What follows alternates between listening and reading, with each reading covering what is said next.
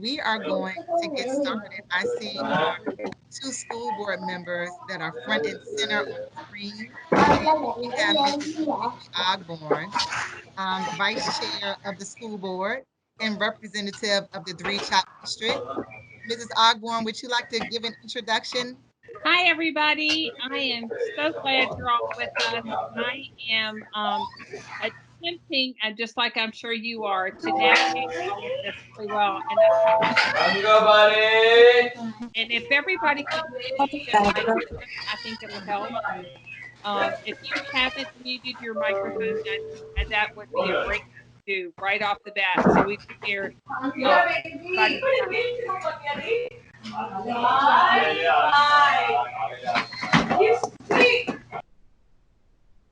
Okay, so where we're at now is staff is muted, everyone. Okay, Uh, great.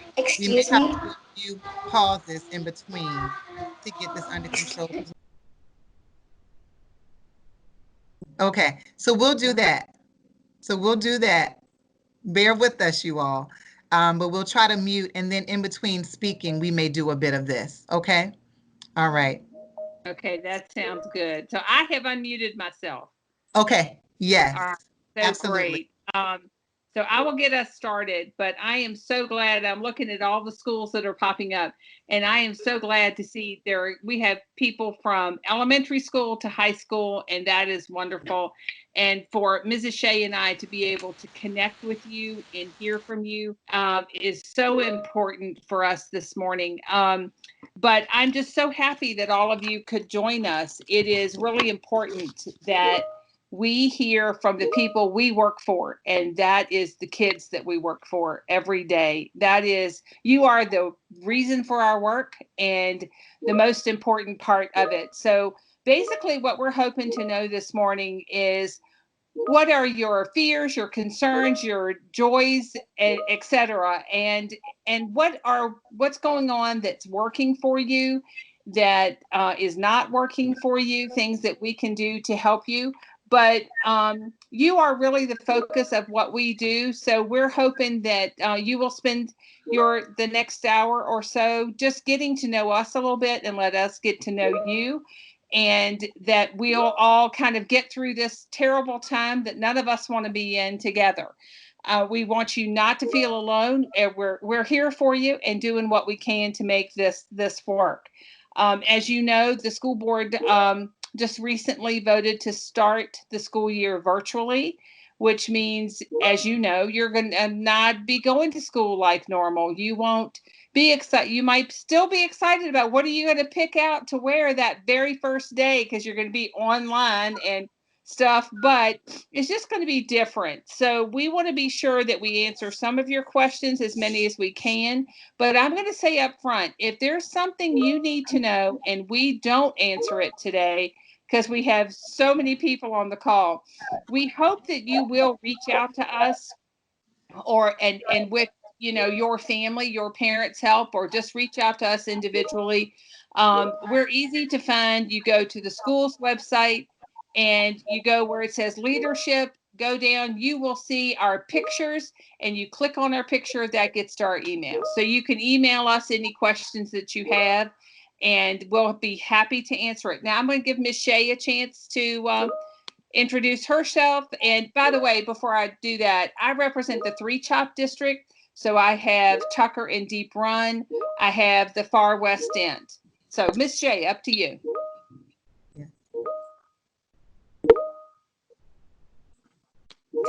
Hold on. All right, I think I'm unmuted. Good morning. My name is Marcie Shea, and I have the pleasure of representing the Tuckahoe district, which is essentially Godwin, Freeman, Quioccasin Middle School, and a lot of elementary schools. And so I was a high school teacher at Freeman, actually. years ago. I taught physics, and now I am mom to 2 elementary school kids. And so I love bringing that perspective to the board. But as Ms. Ogburn said, we hear a lot from our parents, which is great, and we hear a lot from our teachers and our staff. But really the missing piece for us is hearing from our students and hearing from you all on how we can support you and make this unusual year the best we can for you. So I'm looking forward to this morning. Awesome. Thank you both, Mrs. Ogburn and Mrs. Shea. I'm unmuted now. I know that we have a lot of people on the call. I just wanted to tell the students, we do have, other than Mrs. Shea and I and Ms. Cole, we do have other people who work for the county that work at central office. We have a couple of principals, things like that. So I think Ms. Cole is going to tell us some of those people. But Yes. I think we have more than enough resources to answer your questions. Absolutely. And excuse me, I may have been on mute a little earlier. Thank you both for being here representing on the school board this morning. But yes, we have administrators in the room, staff, leadership, teachers. I think I see a few parents in the room too. But in particular, I would love to shout out some of our principals who are here in the room. 3 in particular that are just here to listen, but may also jump in as necessary. Rebecca Roper, who is at Ridge Elementary, and I asked for some fun introductions from them. You may see her throughout the school with her pink mobile office and her cup of tea. And so if you know Ms. Principal Roper, you know that that's a signature for her, and she's here with Ridge. If you want to give a wave, you're more than welcome to. We also have Susan Prophet, principal of Holmen Middle School. Holman just finished its 10th year as a middle school in Henrico, and they are the home of the Huskies. So again, Principal Prophet, we appreciate you being here as well with all of our now over 270 folks in various school communities here. And then last but not least, we have Principal Lee Donovan, principal of Godwin. And a little known fact is that she's a graduate of Godwin. So go Eagles. And thank you for being on the call as well. So what we'll do, a few of you all sent in questions in advance, questions or comments in advance. So just to get us started, I'll ask 1 or 2 to our school board members. What I'm hopeful is happening now is many of you who are here have hit the sign-in sheet that you've signed up to speak. And so shortly after that, we'll have time for you to provide comments, whatever is on your mind. It may not be a question. It just may be something that you want to share out with the full group. So after we do a few questions, we'll quickly go to that, and we'll spend the majority of time really listening and learning from our students. All right. And people are still coming in, you all. It's amazing. So I actually would love to start with Mrs. Shea. And the questions that I'm sharing are questions that have come in directly from students in the Tuckahoe district. So the first question, when the school year begins, how real time will the majority of teaching be? That is, will teachers mostly engage an entire class of students in real time, or will lessons primarily be pre-recorded? Thank you so much. So the virtual instruction we're looking at for the fall is going to look very different than what happened in the spring. The spring was kind of emergency school and focused on flexibility for our teachers and our families. The fall is going to essentially look as close as we can get to school that you would have in the building, but at your home. And so the expectation for all of our levels is that the teacher will be engaging live with their students every day. And so for our secondary, that means in every class and every teacher you have every day, we are expecting the teachers to live engage with you. Now, for our secondary, for example, your blocks are about 2 hours long, and that's a long time for a teacher, live or virtual, to be doing a lecture straight. And that's, as a teacher, I can say that's not enjoyable for the teacher or the student. So just like in the classroom, we would engage in some direct instruction through things like lecture, but also small group work and independent work. We'll be doing those same things virtually. So the teacher will be providing live instruction, but then you might do breakout groups, or you might work on some independent practice and then, off the screen, and then loop back together for questions. So I don't anticipate it being all day live instruction with every teacher, but the expectation is that there will be live instruction from each teacher every day. We're also trying to create as much flexibility for students who might need that recorded and played back, and so those are some details coming along as well. I don't know if Dr. Profit or Ms. Donovan want to add anything as secondary our principals to that, or we can move on. Okay. Ms. Shea, this is Ms. Donovan. Hey, Ms. How's Donovan. everybody doing? Good to see y'all. I just want to reiterate that we are doing everything we can to make it the best online experience for every student. Of course, your teachers and your administrators, your school board, your central office, we all want to be back in person, but it's good that we can be safe and try to do the things that we can do to make school the best experience possible for you all. And I can tell you that your teachers are learning a lot this summer. There's a lot of professional development, which is training for them on online school. And I've been very impressed with the work that our teachers are doing, and very proud of the work that they're doing. And they're getting ready for this new experience. And I think you're going to find that it's way different than what we had in the spring when we put those emergency plans in place. So thanks for letting me talk, Ms. Shea, about what we're doing at the school level. Ms. Donovan, I'm going to throw in, if you'll look at the chat in the side, this is very specific to secondary. We've got 2 questions. If a block is 2 hours, how many blocks do we have in a day? Yeah. And how long do they get for like a lunch break? So that's a very specific question that I think we can answer quickly. Yeah. And if you're comfortable with answering, that's fine, Principal Donovan. What I will say is that we're hoping to, because we have a lot of people who have already started to fill out that sign-in sheet and wanting to go in order. If that's a quick answer, we welcome it. I thought it would be, yeah.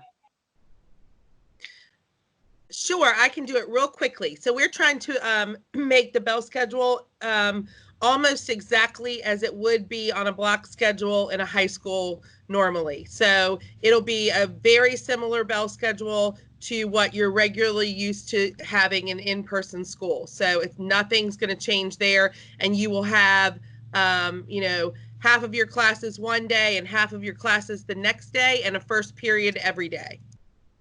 Awesome. Thank you. Thank you for that, and thank you for that question too. I'm sure that was supportive of a lot of people. We're going to go now to you, Mrs. Ogburn, a question that came in advance.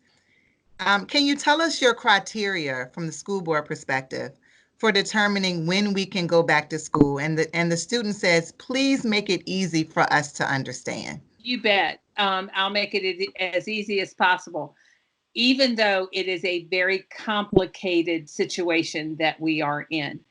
But right now, and I've seen this pop up in the chat as well, we have voted to stay virtual for the first 9 weeks of school.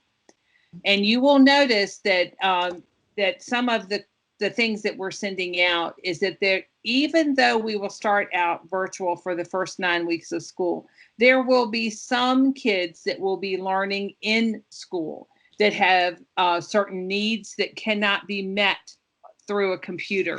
Or if they're very, very young, like our little preschoolers who cannot really use a computer yet. So we will have a few kids in school. Our hope is to ease in slowly over the first 9 weeks.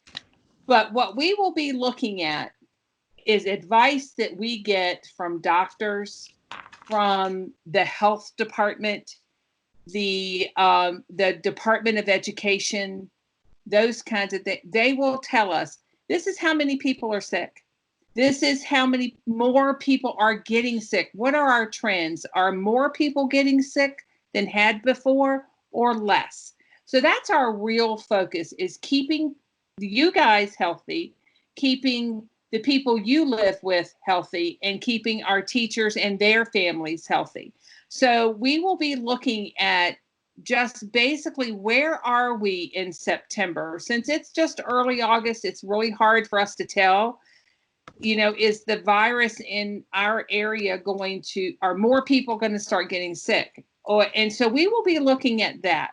We will hope to, and our plan is to ease in, you know, with our youngest kids first, that kind of thing, because they have the hardest time with this format that we're using right now. So we'll ease in. We're going to be looking at the overall health and where the virus is, how many people are getting sick, but we'll also be looking at how do we keep our kids safe when they come to school, which means we have to have certain cleaning supplies.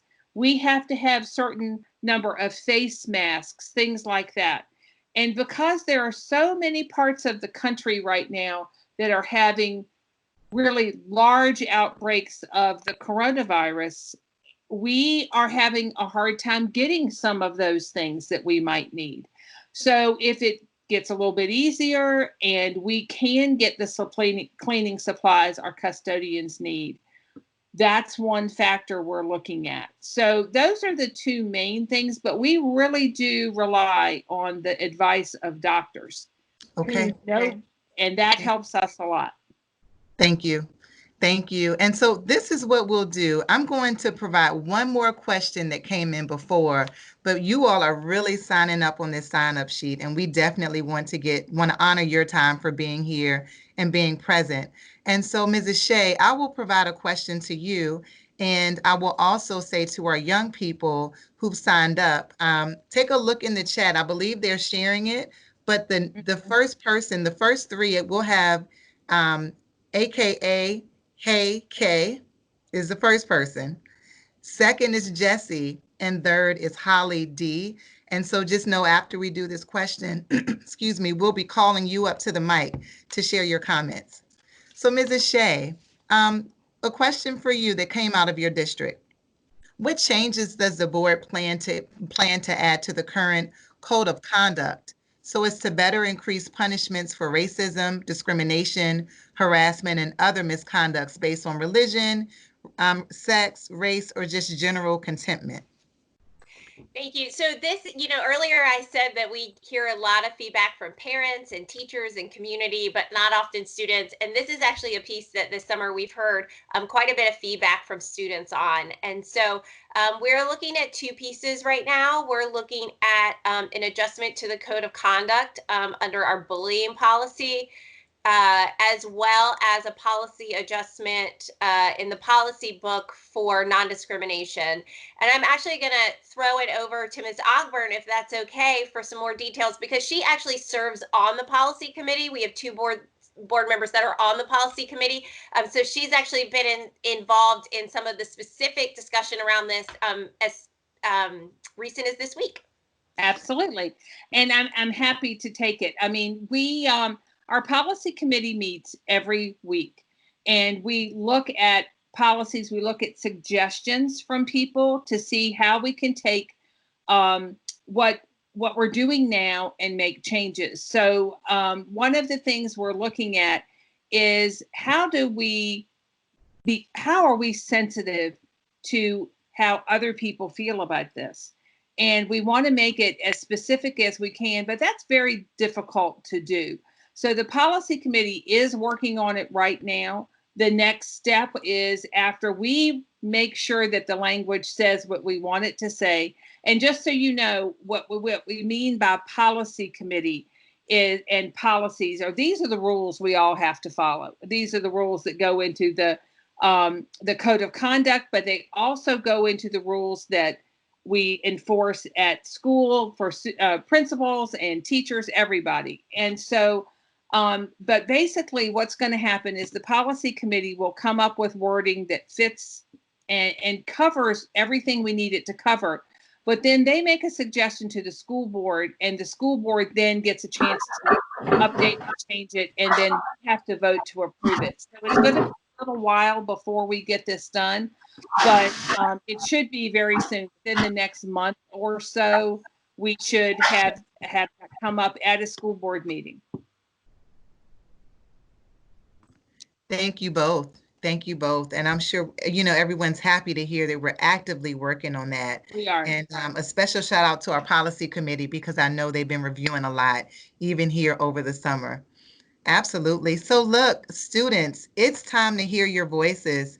I will reiterate again, if we can mute our mics if you're not talking. What we'll do now, you will hear me call your name, and I will get the first three just so that you can be ready. But first, and again, if we can mute our microphone. Give us a second.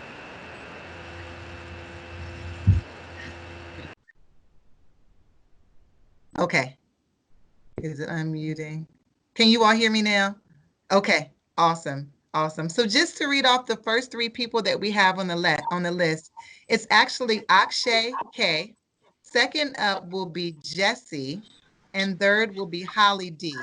And so if everyone else can mute, Akshay, we're going to ask you to unmute your phone and then to share your comments with us.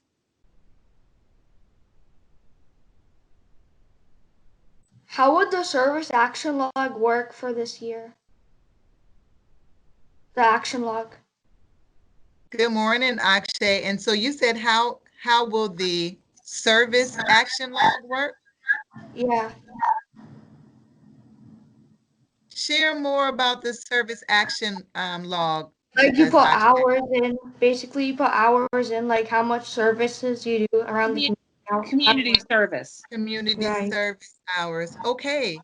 Not sure if you all have insights on that, school board members or any of our principals, on how will they be logging any volunteer or service hours that they may do in this upcoming year? That's a great question, by the way.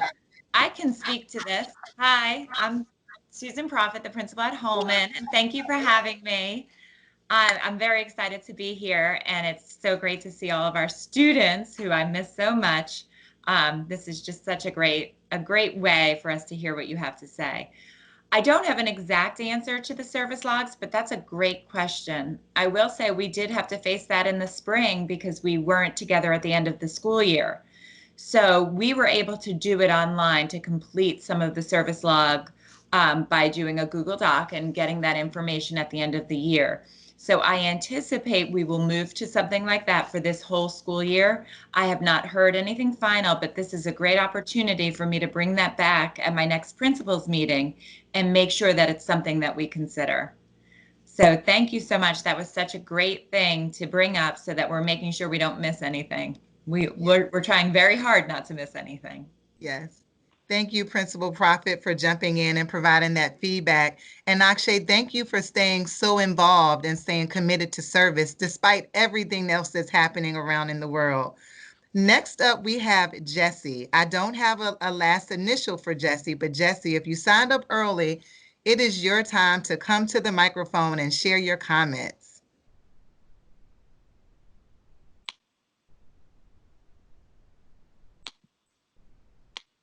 Jesse. We'll give him another second or two. And if Jesse's no longer on the phone, we'll be mindful of that. If you go back and sign up again, hopefully we'll get to you, but we'll just move right along, okay? Next up, we have Holly D. If Holly D is still in the room, please unmute your microphone and share your comments with us. Yeah, so hi, my name is Holly Dusto. I'm from Freshmen High School. I represent the Henrico Justice Group, which has led protests throughout the county to promote equitable changes in Henrico County Public Schools these past couple months during the summer. And our organization has a list of 7 demands, which we are asking the school board to take into effect. We've had hundreds of people show up to our protests, and we're asking that you all not only listen to our changes, but also enact these changes. Another person from our organization will be listing the other changes, but the 4 changes which I'm asking from you all is that we reform the privatized funding rules in Henrico County Public Schools. If you want me to go into more depth in any of these, feel free to contact me. I know I've contacted every member of the school board as well as Amy Cashwell. We're also asking that we reform the specialty centers to make them more accessible for low-income students of color and students from the East End. And then we're also asking that you institute a countywide definition of racial discrimination, which we've kind of already addressed, and also ensuring that Henrico County Public Schools, as closely as possible, show the same diversity within the student profile. If you guys would be interested in holding a Zoom call specifically for our organization, we really want to get in contact with you all and have you all listen to our demands and actually take some change against them, because we have had numerous people come out to these protests and express support for these ideas. And we'd like to know if you are willing to do that. Holly, give us one moment.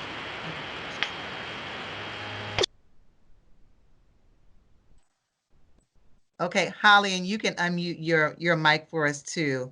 Thank Yeah, you for I'll that. jump. I'm going to let school board respond, or anyone else, but Yeah, Holly, it's good to see you again. I know I was on a call with you with Ms. Atkins a couple weeks ago, and so generally we can only have 2 school board members in a meeting at a time, or it because of the Freedom of Information Act and that sort of thing. So we'll coordinate with you all. It won't be able to be all 5 of us because of how I don't know if Ms. Ogburn can explain it better, but because of how the Freedom of Information Act laws work, for all 5 of us or more than 2 of us to be in one place, it has to be like a publicly noticed meeting with an agenda, and there's all of these things. So, but 2 of us, just like we're doing now, would be, and just like we did with you a few weeks ago, could make that possible. And Holly, absolutely. I don't know if you're aware, but I've already had a long conversation with Natalie Christensen, and I absolutely would welcome doing a Zoom call with 2 of us at a time. And Ms. Shea is right. If it's more than 2 of us, we have to. There are all kind of legal ramifications about noticing it. We have to have it open to the public, not just to your group. So if you want a call we'll do it 2 at a time. It's something we can work out. But I think all 5 of us are very aware of the things that your group is asking for and the changes that you want. And personally, I would like to get more information on them. So let's plan on doing that in the next few weeks with the 5 of us, and we'll take it out of this forum. But yeah, I think that's a great idea. Okay, I'll be in contact with you all. I believe I'll just email you and ask you when this would work. Okay. Thank you all for listening. Absolutely. absolutely. Holly, thank you. Thank you for that thoughtfulness. I've heard a lot from the Henrico Justice Group as well, and you all have been just so thoughtful and intentional about your work. So thank you for being here. So I hear that Jesse is back in. And so Jesse, we're going to have you unmute, but I will read off the next 3 students that will come to the microphone. Also, students, if I do not pronounce your name correctly, please correct me with your name, okay? The next 3 we have are Daria, Nuever, and Holden P. So those will be the next 3 after we hear from Jesse. So Jesse, if you are back in the room, we'll take your comment.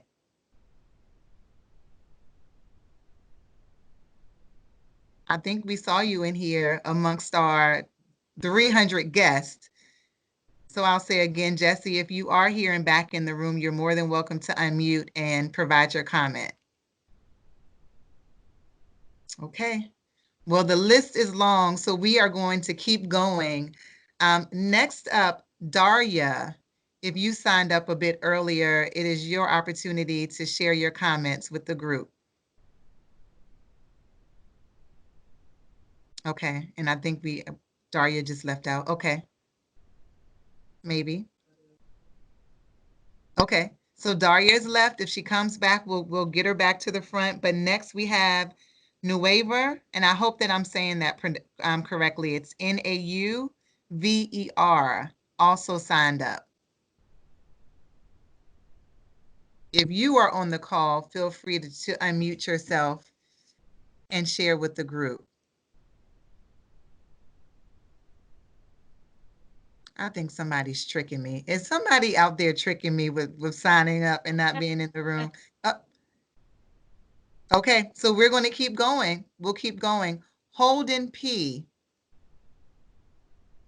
Thank you. My question is, are the classes gonna be actually inside when after all the like after the virtual ones at home, when we get back, are they gonna be inside or outside? So I'll speak to that. We will be utilizing all of our facilities to their maximum capacity, which would mean utilizing outdoor spaces and indoor spaces. But every class will have an assigned classroom, just like, you know, you usually would. And, you know, the teacher may opt to go outside for an activity, but in general, once we get back in the building, it will be, you know, in a classroom like you would usually be used to.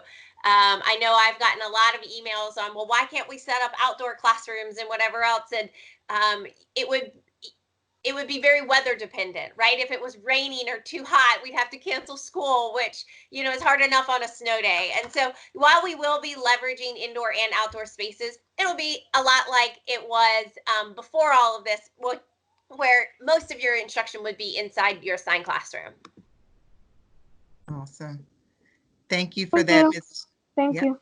Yep. Thank you, Mrs. Shea, and thank you, Holden, for that question. Okay, so next up in group 3, I'll call out the names. First, we'll have Natalie S. Followed by Natalie, we'll have Aditya B.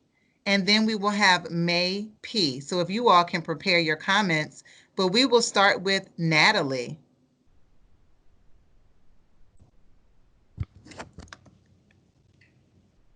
Hi, my name is Natalie Jrotc, and my comment is concerned on the screen time that we would be using to do online school, especially if each teacher is expected to do some sort of online activity every day or every other day, depending on the class schedule.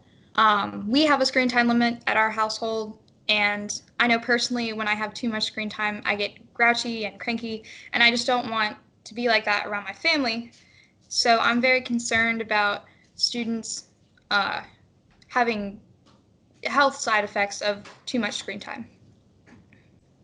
And Adrienne, I'm going to jump in real quick. I have talked to a couple of principals, and we do have some principals on the call that I think could expand on what I'm about to say. But we are really sensitive to that. And we do not expect that you will start in the morning and be on screen until, you know, early afternoon, all day continuous. So one of the teachers that I talked to said that one thing that she's planning to do is to have that morning, get everybody on the same page. And she might, for example, and this won't happen every day, but she might, for example, say, okay, I'm going to do a lesson, I'm going to teach something, and then we're going to take a little break, and you're going to get an opportunity to work on your own, for example, for 15 minutes or half an hour, or you might actually either call or on the phone or through the computer, work with another student on something, and then you would come back to screen time with your teacher, because you're going to have to do some individual work possibly, but the goal is to not have you doing what we're doing right now, just sitting here staring at a screen all day. And so I'd like a principal or two to jump in as to the instructions you're giving your teachers, but that's my understanding. I'll jump in, Ms. Ogburn. I would agree. And Natalie, I really appreciate your question.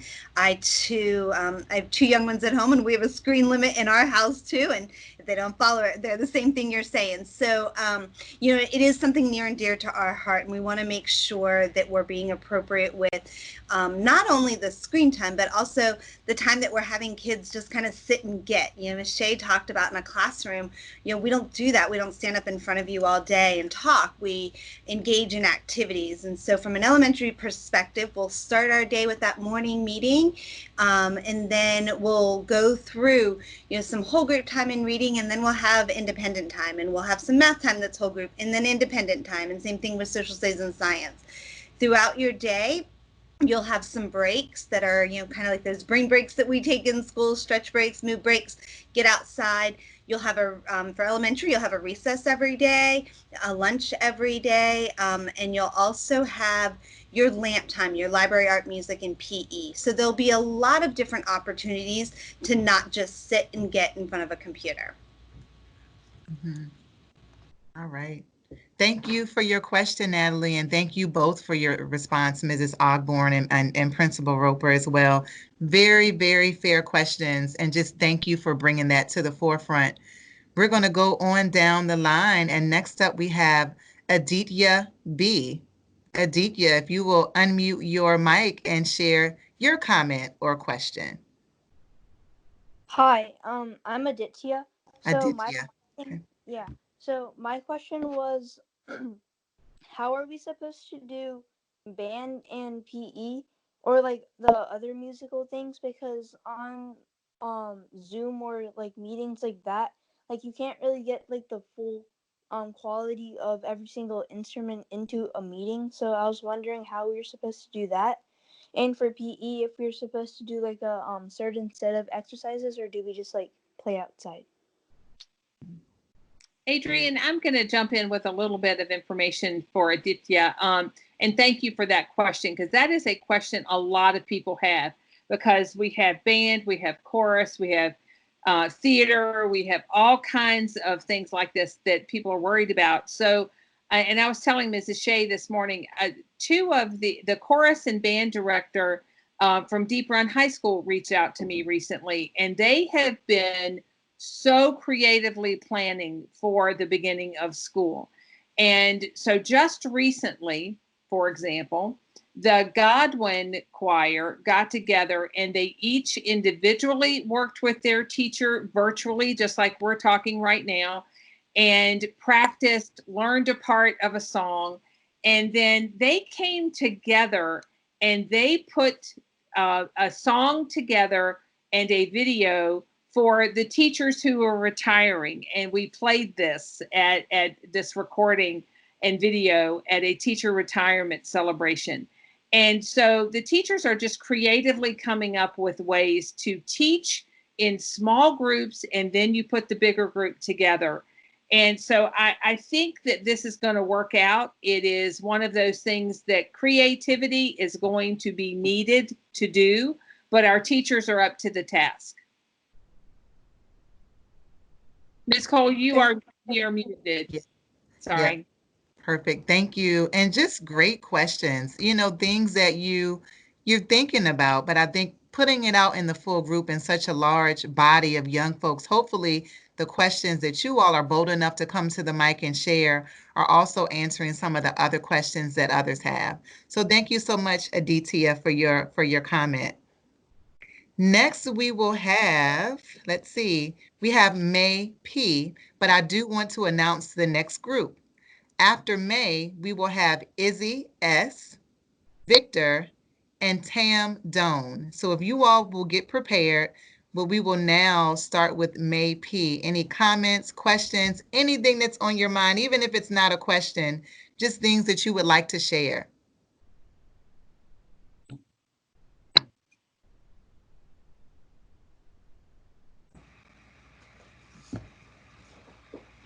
And May, if you're out there, you may need to unmute your mic. Hello. Hello? Hey, Yes, okay. Yes, I do have a question similar to the last question. It's about an extracurricular. What is the plan for the 2020-21 JROTC program, particularly for first-time freshmen just entering into the program, and the best way to stay updated with that information?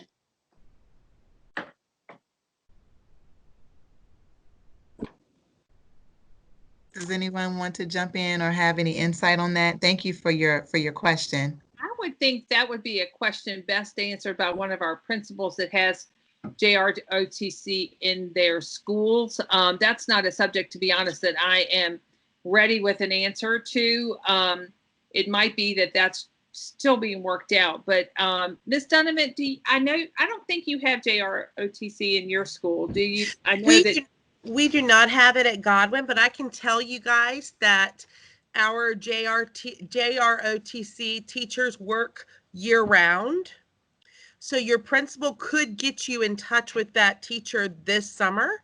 And like I know that if it's a deep run situation that Dr. Fellows could get in touch with that JROTC teacher and they could contact you this summer about any questions that you have, because those teachers do work year round because they are partners with the U.S. military and Henrico County Public Schools. So it's a joint partnership, and they could probably answer your questions better than anyone else on this call.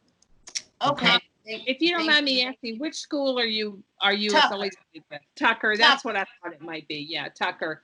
Mr. Raymond is working all summer, so I would suggest you send an email directly to Mr. Raymond, and that way, if there've been any staffing changes or anything like that, Mr. Raymond could answer your question immediately. And I'm sorry we couldn't.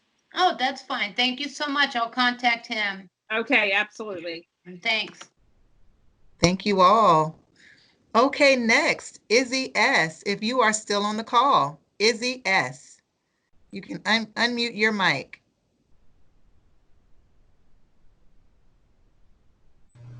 Hello, my name is Izzy.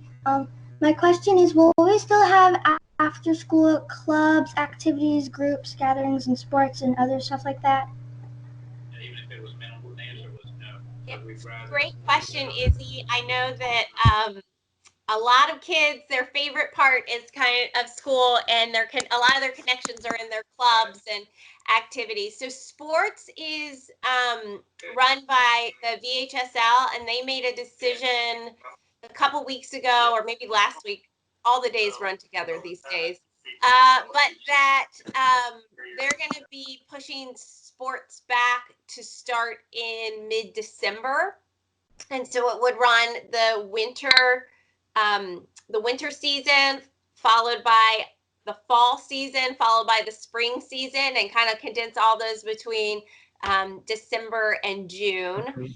And then for other clubs and activities, it's really going to depend on kind of how the health situation evolves and how many kids we can safely have in the building and how that works. So unless a principal has more specific information, I believe that those details will be forthcoming when we have an understanding of how we can get our students back in the building in second 9 weeks.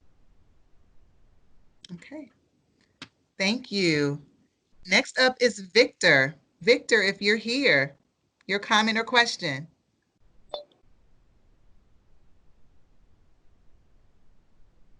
Victor, and I do not have a last name for Victor, but if you are here.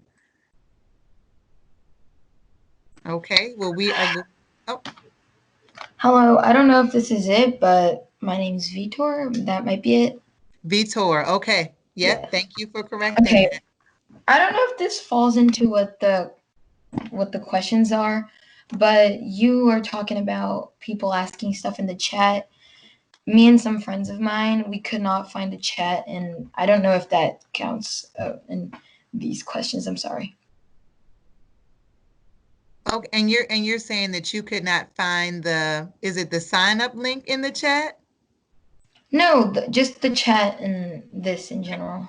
And if you look in the bar in the middle where it shows where you can raise your hand, do you see that?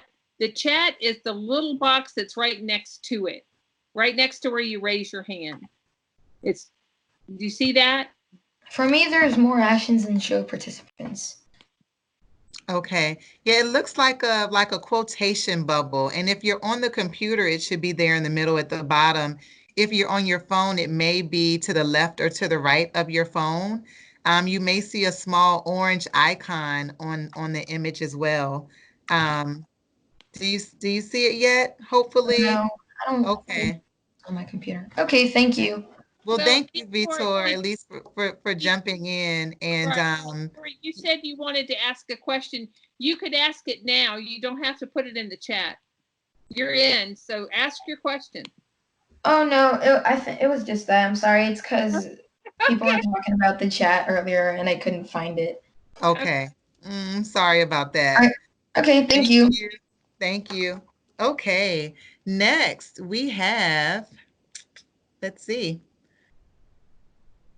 Tam, is it Doan? Hello? Hi. Oh, will we be using this app or Zoom still? And so you're asking for your instruction, will you be using this Microsoft Teams or Zoom? Yeah. I believe we'll be using Teams. Principals? Okay, I got a nod. Yes, so we'll be using this app instead of Zoom for security reasons. Okay. Okay. Thank Okay. you. That's So it, today's Lisa. good practice for everyone.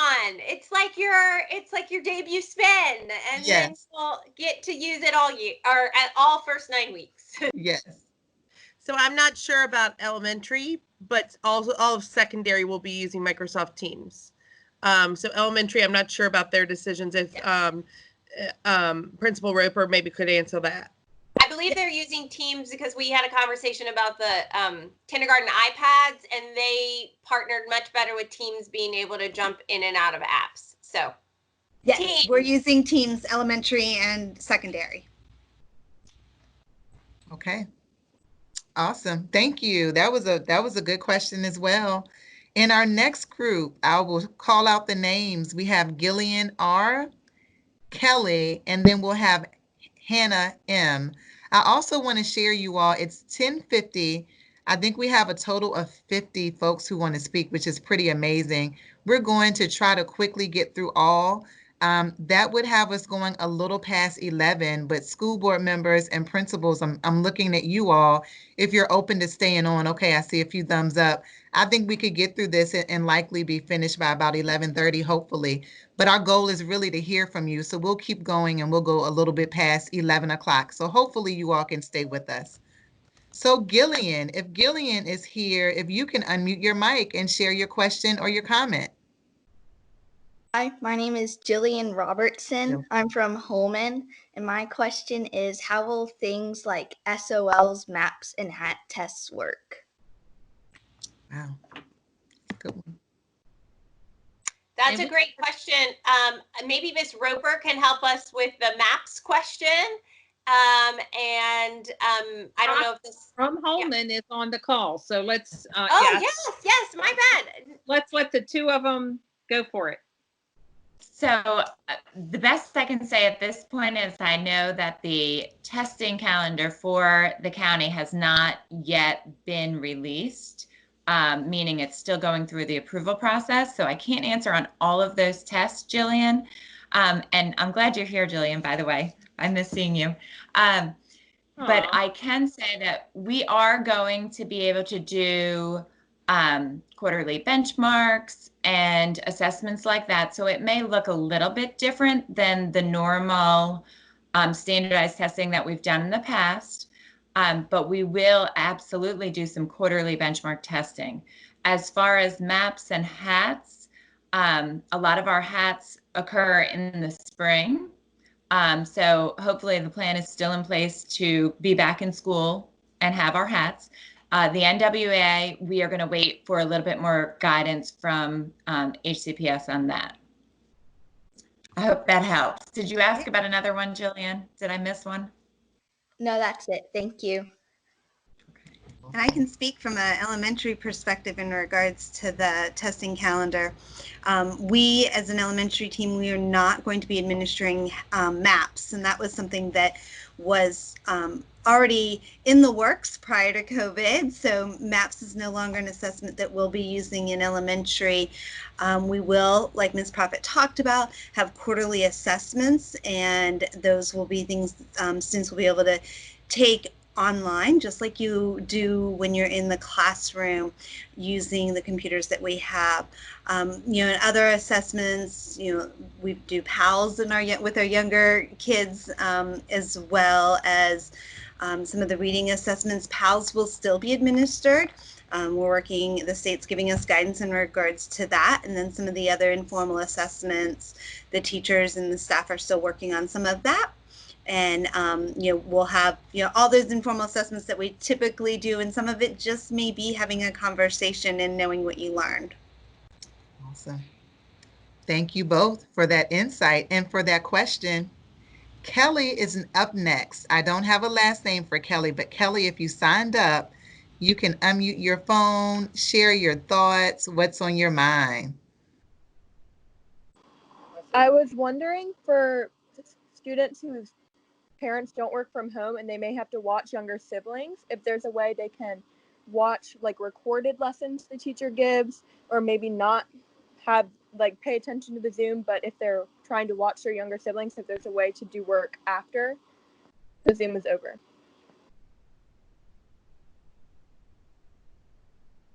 Great question. Any feedback or insights on that at this point? So Ms. Donovan might be able to provide a little more context on how attendance would work, like signing in and out. But we are, for all levels, trying to create as much flexibility as possible with recorded lessons and playback. I don't know if either of our secondary principals want to chime in about attendance expectations and how that works. So I can talk about that a little bit, and that's a great question. I think it's a question that I still have too. But attendance will be important in some way, and we will have to document attendance, but there will be flexibility given to families who may have outstanding circumstances that don't allow them to log in every minute of the day in every setting. Our teachers are working with the expectations that they're working on a regular bell schedule where they will hold classes and set up time to be with students during the day. But there is some flexibility that we're working on there. And we were very flexible with students at the secondary level who needed to complete what we called new learning in the spring. And that was required for graduation requirements. So middle school students and high school students had to do required new learning. We've been very flexible with those students, and I would foresee us being very flexible under the online learning too, with lots of different ways that we can serve our community and help folks get through this hard time. Awesome. Thank you. Thank you for that insight and for that question. I think it shows the realities that we're all dealing with and the unique situations in our homes. So thank you for that question and that response. Next, we're going to have Hannah M, but I'll call the next group of three as well. Allison, Jaden M, and Van B are in the next group. But Hannah, if you're on the call, will you please unmute your mic and share your question or your comment? Hi, I'm Hannah. I go to Deep Run High School. I just wanted to know if summer reading is mandatory, and if it is, are we going to be talking about it on our first day back to school virtually?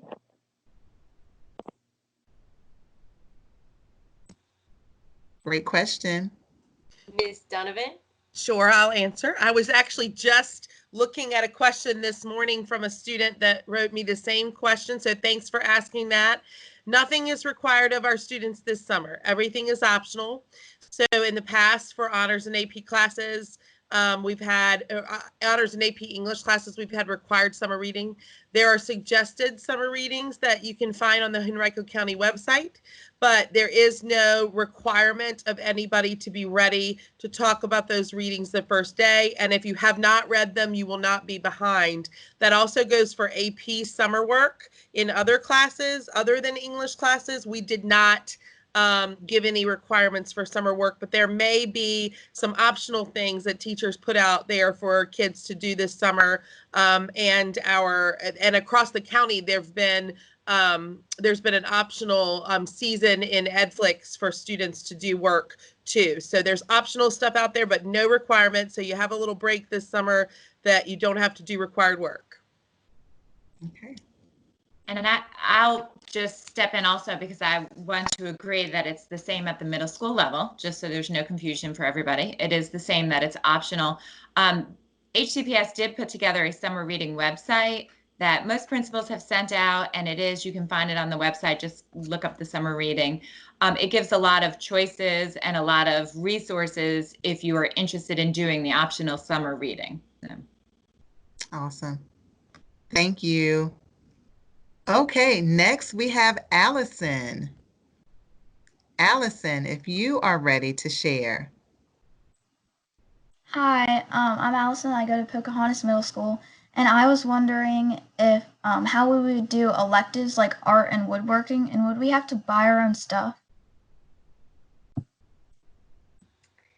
Hi, Allison. Great question. Art might look a little different, but I think it can be, achieved virtually. Woodworking is a great question, and I don't know the answer to that. I don't know if Miss Prophet does, since that's a middle school thing. Yes, I can step in, and this actually applies to a few different subjects. There is going to be a time at the beginning of the school year where needed supplies that the school provides or materials, we will have, just like we had drop-off and pickup days for other items, we will make some of those times available for electives and required materials. So it'll be similar to laptop distributions or when we distributed locker items. If there's required materials for a class for it to be successful, they will have time set aside that we will be able to distribute those items. Awesome. Well, and Ms. Prophet, I will throw in too, one of the things we're looking at is there could be a time where you would come by your school to pick up the things that you need. But in some places, you might be surprised. That's one thing we're going to be asking some of our bus drivers to do, is to take things to neighborhoods for you to be able to pick up, because not everybody, has a car that they can necessarily go get the stuff at school. So we're going to be working on all kinds of plans, being a little bit creative, so that maybe there would be a time from like 11 o'clock to 1 o'clock on a Tuesday where you pick up some things that your school wants to deliver to you. So this is going to be one of those things your teachers will share more information about how you're going to get packets of things that you might need, but also materials that you might need for your classes. And I'll also add, for some of our like CTE classes, some of our high schoolers that participate in career and technical education, they have required hands-on components. And so we're looking at how to make that happen in person as well, just like we're going to bring very small groups of our youngest learners in, also looking at how to bring in very small groups of our students that have required hands-on components. And some of that is like, we have a house we build that our CTE students build, and that's outdoors. And so while we couldn't have as many students at the house site, maybe more limited. So we're really trying to be creative as much as we can to fill those gaps. Awesome. Thank you all. Great questions again that are coming in. And I'm getting a lot of insight and information too, just from being here in the conversation. Next, we have Jaden M. After Jaden, we'll have Van. But Jaden M., if you're ready. Hi, my name is Jaden Martin. I'm starting Hungry Creek Middle School. And my question will be, when we return to school, will it be possible to maintain 6 feet practice 6 feet social distancing? How are we going to do that? Jade, that's a really good question. And that's one of the reasons why we're starting this way. We're starting virtually because, for example, that 6 feet has to be done on buses as well as in the classroom. So, but the latest that we are hearing from the health department is that you can, if you're wearing a mask, that 3 feet is also acceptable. So, we're just going to have fewer people in a classroom with their teacher, even when we do go back. And if we are still having to maintain that distance apart, we're going to have to spread people out. We're going to have to be very creative with the use of space that we have. And that's why some school systems, and we may have to do this when we go back, part of the kids go on Monday, the next set of kids go on Tuesday, and then they rotate. And so if you can imagine your school with half the number of kids in it, you would be able to be staying apart from each other. So that's kind of the way we see it happening until we don't have to do it anymore. Yeah, and I think all of our principals probably have this like same concern, you know, for the elementary school, getting kids to stay spaced apart further in the line and it's stretching all the way down the halls.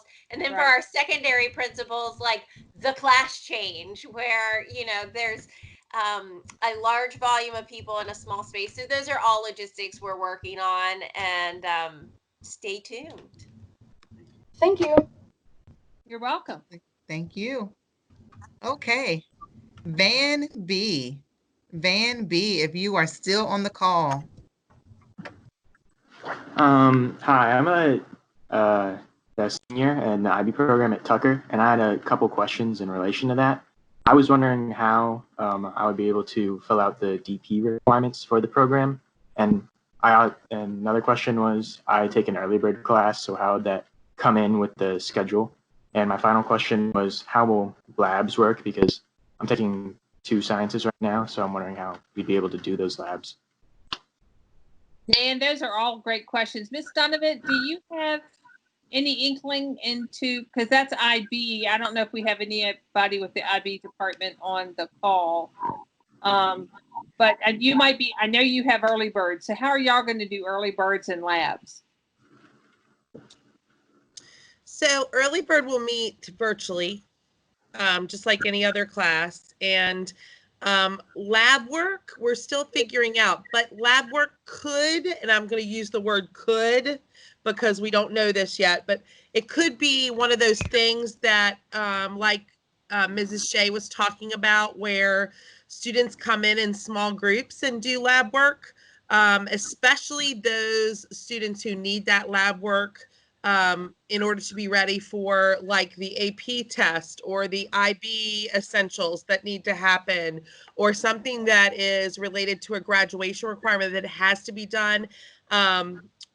You know, this is not IB or pertinent to your question, but we have 9th graders who've taken online PE and need to take the CPR course. So we might be able to do small group lab settings, but early bird will be included in the regular bell schedule, and you'll meet with your teachers in early bird classes just like you would with a regular bell schedule class. But certainly we'll look at small groups for lab and that practical stuff that needs to happen along with the curriculum. Great. Thank you. And what an eventful senior year you have ahead, Van. Thank you. Yes, thank you for those questions. Okay, next group we have Drew J, Isabel K, Sophia M, and I'll call out the next group just so that you all are getting prepared as well. After that group, we have Rita F, Danielle B, and Jack L. So we will start with Drew J, if you're here.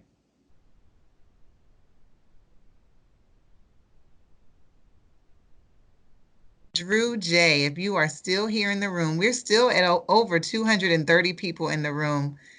Just grateful for you all being here and staying so present. But Drew J, if you're here.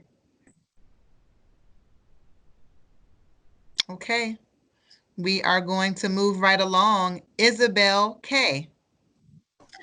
Hi, I'll be a senior at Freeman High School, and I have a couple questions. So first of all, I'm still confused about the screen time and how the schedule is going to work, because I understand that we're going to have independent work time. It's not just going to be all lectures, but wouldn't the independent work time just be sitting in front of our computers, working alone or working with a group? Because not all students have printers, not all students can pay for ink, and so like, wouldn't they, if they can't do it on paper, wouldn't they still be working in front of their computer?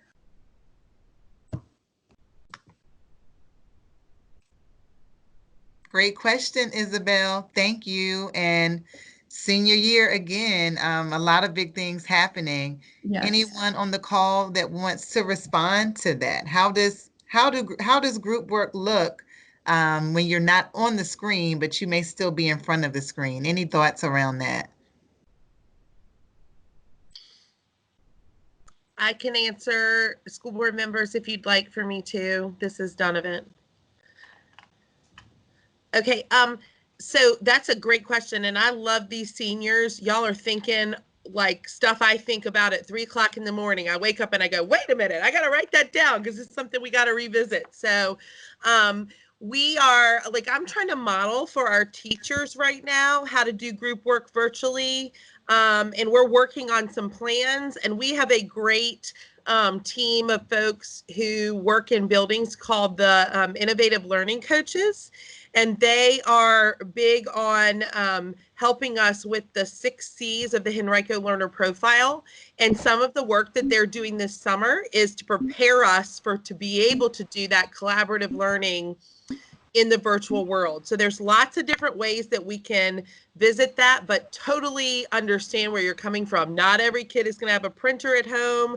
Not every kid is going to have everything that they need. So we are, again, going to have to be very flexible if we're going to require kids to do group work. And we want to encourage that still on the virtual platform, but it's something that we're working on, and there's a whole team of folks who are working on making sure that we can get those 6 C's, one of them being collaboration, met while we're on the virtual learning plan. And it could again be where we have some small groups meeting in person if parents are okay with it, and if kids are wearing masks and we can social distance. Then if some big group project needs to be done, as principals, we have the leeway later to consider that, I think, once we get into this work. So that's a wonderful question, and you seniors are really impressing me. You're ready for the real world already. Yes, indeed. Thank you. Yep.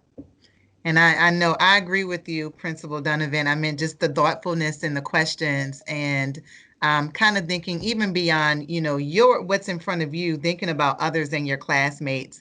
I know we're really living into some of the characters that we talk about, right, of being life ready. And so I love how that's come into life here in these conversations. So again, thank you for that question, Isabel. Ms. Cole, Yes. if you don't mind, I'll jump in with one more thing for Isabel. Sure. One of the things that is the hardest about this is that some things are we're going to have to just see how they work out, and how individual students work with their individual teacher. So there might be a different answer with your classes than there might be for another. And so, and what works. And so even though it's hard, some flexibility is going to have to be really needed from everyone. But one of the things we don't want to have happen is the kids to sit at home and be all anxious and worried about this stuff, because it will work out. A lot of it is going to be really needing the students to be really in tune and working with their teachers. And as if you have a need, let's say, like you said, I don't have a printer at home. Everybody is going to have to feel comfortable saying to a teacher, well, I don't have a printer at home. They're going to have to feel comfortable to say these things so that we can work it out.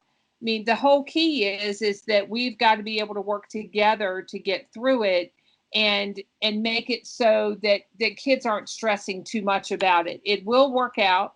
And it's just going to be one of those things as we go on. Hopefully it won't last any longer than the first 9 weeks, and that we can all be back in school. But Ms. Donovan really brings up a good point, is that we are really hoping that after that we can teachers will be making appointments with their students to come in, because a lot of the teachers are going to be in their classrooms teaching. Some of them will do it from home, but a lot of them will be at school. And so that's a good opportunity for even 2 kids to come in and work on something in person with their teacher. Right. Okay. Thank you. Uh-huh. Thank you. Flexibility is the word for the fall, right? So thank you for centering that. Next, we have Sophia M. Sophia, are you here? Sophia M. Okay. I'm going right on down the list. Rita F, followed by Rita. We'll have Danielle B, and then we have Jack L. Rita, if you're still here. Okay. Hi, I'm Rida. Rida. Yeah. Okay. Thank you. And my question is, and I go to Short Middle School, and my question is, like this month we're gonna get our new teachers, and how is the laptop deploy, like the for like rising sixth graders? How are they gonna give out the laptops and all? Like they said they're gonna give it this month for all the sixth graders. I just wanted to know how that'd work. Hi, Rita. There should be an email that went out either yesterday or will be coming out shortly today. That will have that information. You'll go to your school to pick up your laptop. And if you had a Chromebook from the spring, you would turn that in at that time. But that information is coming out very, very, very soon. Thank you. I can speak to that also. It's next week. So next Monday through Thursday at your home school, the laptops for rising sixth graders will be available, and the information and details on times will be coming out today. So thank you, Ms. Shea. That's perfect. And I also have one more question. For Edflix and stuff like that, would we also have to continue doing it during the school year, or is it just like summer thing? No, Edflix was kind of the spring and the summer model, and you'll be working with your teachers this fall, and the teachers will be planning their lessons and deploying them to you. Okay. Through Schoology. They'll be using the Schoology platform. Okay. Thank you. Awesome. Thank you for your questions. Next, we have Danielle B. Danielle B, if you are still here with us. Hi, Ms. Cole. I was hesitant to say anything because I am an adult and this town hall is for students, but I felt like as a parent of 3 Henrico County Public School children, as well as an employee at Henrico County Public Schools, I wanted to give everybody here a shout out. My heart is about to burst. I am so proud of each and every one of you for being so intentional, so purposeful with your questions, your efforts. I am here for this. You guys may not always know just how much support you have from the parents in your community, but I had to let you guys know how amazingly impressed and proud I am and how much hope you have given me. Wow. Thank you so much. Wow, that's awesome. I know. Danielle, what school where do you work? Are you attached to a particular school or? Yes, ma'am. I am an instructional assistant. I am at a Longdale Elementary Tiger. All right, go Tigers. Look at that love. Yes. So Danielle, thank you. And you know what? It's students, but you created an awesome break in between because we're literally right at the halfway point. And so students, I hope that you all really take that feedback, hug yourselves, feel good about being here, and just for being bold. It takes a lot at times to just use your voice. And I believe Mrs. Ogburn said it earlier, we're going to need to hear from you as we're going into the fall because we're trying to figure out what to do. And some things we just don't know. So we're going to really be leaning to your insight. So I think this is a great start to what we'll have to see in these types of interactions for the fall as well. So thank you for that comment. Okay, all right. So next up we have Jack L. Hi, my name is Jack Lacey and I'm a rising senior from Jrotc High School. Today I represent the Henrico Justice Group, which has led protests throughout the last few months to promote equitable change in Henrico County Public Schools. Like Holly stated earlier, some changes we'd like to see. We're also pushing for uniforming the Equity Ambassadors program with reforms across all county schools, because right now the Equity Ambassador program is set up to choose school members without any application process, well, at least at my school. It also has, it's been set up to give information to a small population of students instead of providing students with the methods to voice their opinions and evoke equitable change. Because currently the information taught in the program is getting lost along the way towards these communities. And also ensuring safety protocols uniformly across the county. These protocols, like drug searches, fire drills, hide and lock drills, tornado drills, should be done across all schools in the county because they've disproportionately affected Black students on the East End.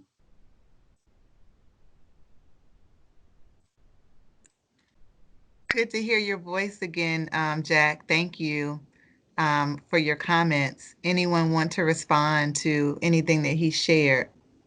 I'll just jump in real quick, Jack. I don't know if you could hear when we talked to Holly earlier.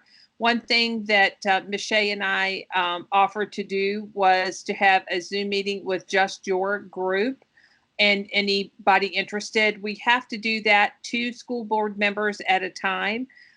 Because if we have more than 2 of us at a time, that constitutes legally an official meeting, and it has to be open to the public.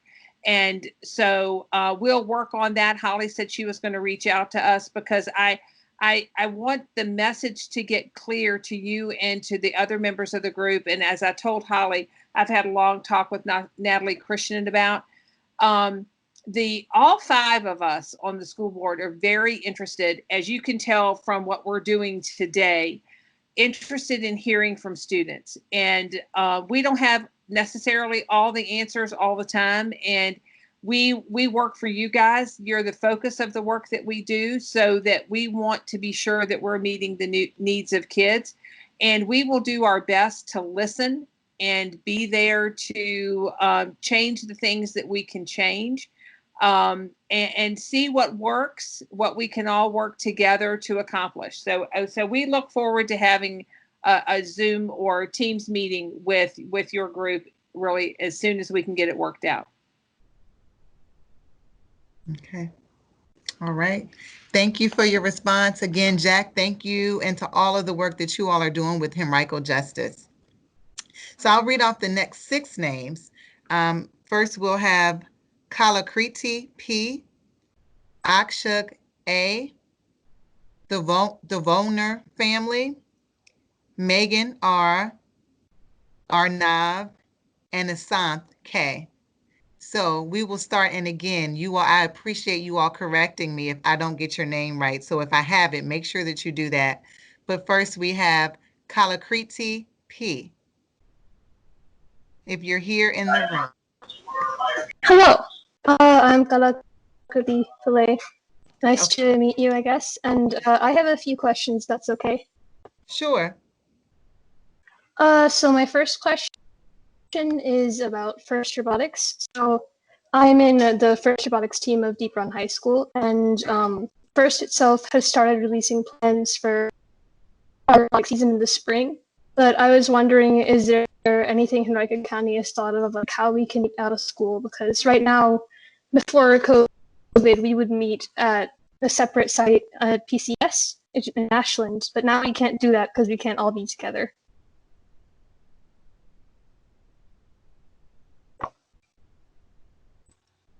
Ms. Donovan, not to put you on the spot, but I know y'all have a robotics team, so I thought you might have some insight. Sure, that's a great question. I don't know about Deep Run's robotics team, but I think all the robotics sponsors work in tandem with one another on like the programming that they're doing. But I know robotics is real important in student life, and it's something that we are really considering ways that we can serve students while in this break in our life. I know our robotics team has met weekly since the school closure, including this summer. And they are putting out a publication, which is like an online magazine on STEM activities that younger students can do. And they're engaging in some media with that. And then there is talk of, and you know, they're meeting virtually, but there's talk of small groups when we can meet with small groups meeting for robotics activities, just like we would do with any other club or activity. But I know robotics is very important in some of our students' lives, and I don't know what Deep Run is doing, but Godwin's been continuing their conversations as robotic team. And we have a link to our online magazine that I've been sharing with the community on social media and through our weekly newsletter. Thank you. My other question is still about robotics, but most teams have a section of their team for outreach, which is dedicated to helping STEM in the community and just spreading it. So I was thinking about the digital divide in Henrico, where some people don't have Wi-Fi hotspots or devices, and I was wondering, is there any way we can help, like fundraising or just finding a way to provide devices to people? Well, I love that you are focused on how to help other people fill that gap. And I know Ms. Cole that is what she does. She fills gaps. So I don't know. We do have devices for everyone, and we have been putting out hotspots for everyone. But Ms. Cole's very good at helping connect those pieces. Yes, absolutely. And that's a great point. The team is really working feverishly across departments, whether it's technology, whether it's, potential supports for families and childcare, just to see what are the potential gaps and opportunities. And so, yes, to technology, that's something that really was glaring when we were in the spring, and we wanted to make sure that we didn't have the same misstep as we're going into the fall. So I would say, yes, you can expect that. There's going to be a lot of communications rolling out over the next week or so. So again, as Mrs. Shea mentioned, thank you for thinking about all of your classmates when it comes to just equity and access. Well, and what you all just saw is typical of that blue cheese team at Deep Run. They do so much outreach, and over the years that I've been on the school board, I've met with that team a couple of times. They are just a group of amazing kids who care about each other, but also other kids. They mentor others to get into robotics. So shout out to Blue Cheese. So good for you guys. Okay. Thank you. I have one last question. Okay. So in my school, Deep Run, a program called One Lunch, where our lunchtime is an hour long. We can go anywhere in school and eat or talk to teachers. So I was wondering, virtual, is that going to change? And is everyone going to have the same lunchtime for high school? Well, and I'll jump in with just a little bit of information. If you look on the Henrico County website and you go to the Mission Forward page, and this is for you and your family or anybody else who wants to look at it, you can see some sample schedules near the bottom of the page that'll show that it kind of, people will have, generally speaking, lunch at about the same time. I love the One Lunch program at Deep Run. It is awesome the way it works. But I think that other schools are going to be getting a little taste of it. It might vary a little bit if your class is working on something. You might run over a bit or get out a little bit early. But yeah, basically everybody's going to take a break at the same time. You have breaks worked in through the day, but it is going to be kind of like that like you have now with One Lunch. Ms. Donovan, I don't know if you want to add to that or not, but that schedule is the same for most of our high schoolers. So we don't have One Lunch at Godwin, but I know that on, like Ms. Ogburn was saying, on the website there's a time for lunch, and that will probably be flexible school to school. But I think if we return to in-person learning, One Lunch will still be there, and you will still have the same opportunities if it's safe. So I know Dr. Fellows has told us a lot about that, and that's something that he wants to continue with when it's safe. Okay. All right, thank you so much. All right, everyone. I do want to just do a check-in. We started at 10 and it's 11:30. We have, based on the list, we have about 20 names remaining. And so, students, if you're here, you can drop in the chat. If you're still here with us and you want to keep going, let us know. I have to look at our school board members and our principals too, just based on scheduling. Are you able to stay on and continue the chat? How are you all feeling? Hello? I can stay on for about 10 more minutes and then I have to go, but Okay. I can stay on for a little bit. Okay. And I think what I'll say. Ooh, if you might need It's me, Veronica. I just wanted to tell, I can't use the chat because for some reason it's saying that it's Hello? we can hear you. it's saying administrator has disabled chat for one or Same more with me. users, so I can't use it. Okay. But I have a really quick question. And and I'm and just because we have a list ahead, I'm going to have to go down the list. Hmm. Okay. Well, what I would say is if you see, well, you don't have access to the chat. Yeah. Um, can you email? Is it for a particular? Can you email your question into us? I can try. I can like chat you on the Microsoft Teams, so maybe I can chat send you it. Do that for us, please. And you all just are so I don't even know if I would know how to do that, but I have it up. So please do that for us. Thank you. Just like Veronica, my chat is also disabled. Okay. So you all, we're gonna keep going. I understand that Mrs. Ogburn has other commitments. I do want to share. This is one of three. So we're having three different conversations. This is the first where we have specific school board members from Tuckahoe and Jrotc. We have another of these this afternoon at 2 p.m. And then the last will be at the end of the month on August 31st. And so keep that in mind as well. We'll try to Can we quickly go. stop now and finish it up tomorrow of the meeting? There's another one today at 2:00, isn't there, Ms. Cole? Yes, it is. There is another one at 2 o'clock today. And so, again, I think I had called a few names off, but, I know it's been an hour and a half. I'm not sure if you all have been getting your stretches in between, but there is another at 2, different school board members, but very similar format. And so that is an option. And another option is, and, if staff can put on the screen the email addresses of our school board members, you're more than welcome to continue to send these questions in.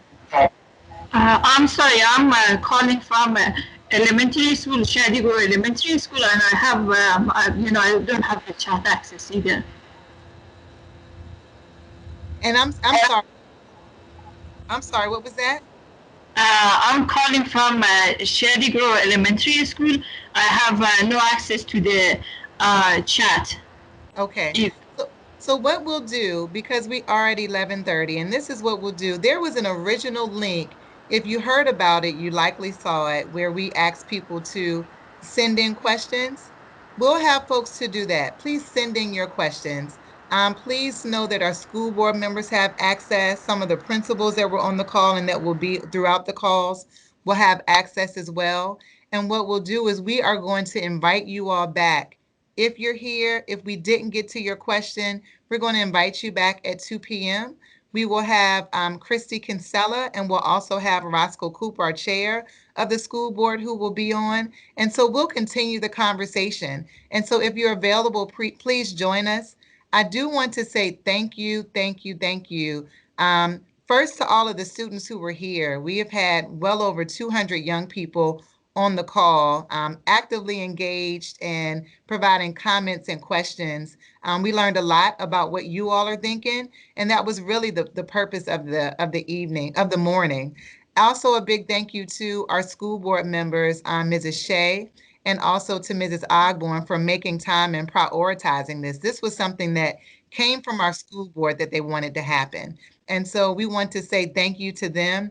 And then also to our principals who were here and very present and informative about some of the decisions and things that are happening in schools. So again, thank you all for being here bright and early on this morning.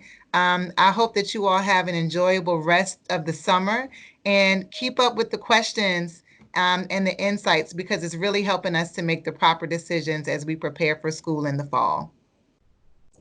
So thank you all and have a great rest of the day.